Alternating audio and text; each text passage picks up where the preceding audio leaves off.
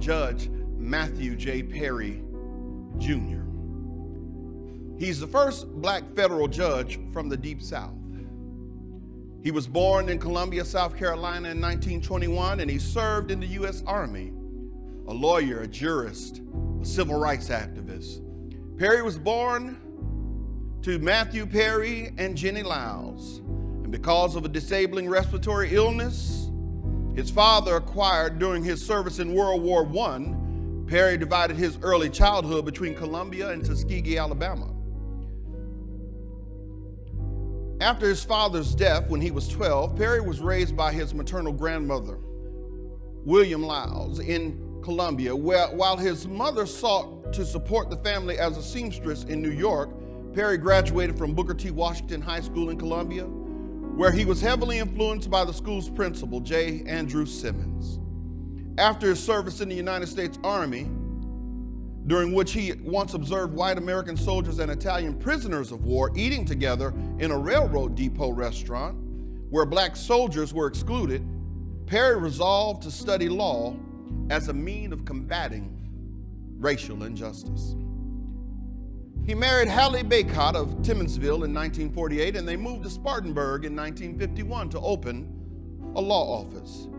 Perry devoted most of his effort to the emerging civil rights struggle, while the family was supported primarily by his wife's teaching salary. He graduated from South Carolina State College with a Bachelor of Science in 1948 and was in the first graduating class of the South Carolina State Law School in 1951. Upon opening his law practice in Spartanburg, he began to handle routine cases and began to devote time to the civil rights work. And this work soon consumed his professional time and led to his appointment to the South Carolina NAACP as its chief counsel in 1957. Perry strategically selected cases to attack the state's scheme of racial segregation. In Cummings versus the City of Charleston, Perry successfully challenged Charleston's public golf course segregation. Perry also prevailed in cases involving segregation of state parks, hospital waiting rooms, state colleges and universities, and public schools. Perry's most notable cases included his representation of Harvey Gantt in his admission as the first black student at Clemson University in 1963, and James Solomon and Henry Monteith in their admission that same year as the first African-American students of the University of South Carolina in the 20th century. His representation of civil rights marchers arrested at the State House led to the landmark U.S. Supreme Court decision in Edwards versus South Carolina, considered by many scholars to be one of the most important First Amendment cases in modern American history. In 1976, President Gerald Ford nominated Perry to the U.S. Court of Military Appeals, marking the first time a black man from the Deep South had been nominated to the federal bench. 3 years later, President Carter nominated Judge Perry as the U.S. District Judge for the District of South Carolina. He was sworn in by his longtime mentor and friend, Associate Justice Thurgood Marshall.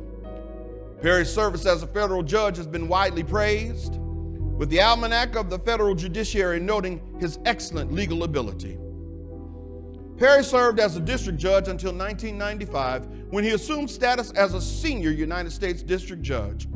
Princeton University awarded Perry an honorary doctorate of laws in 1998, noting that he was a major force in the civil rights movement in South Carolina and played a leading role in a number of significant legal cases.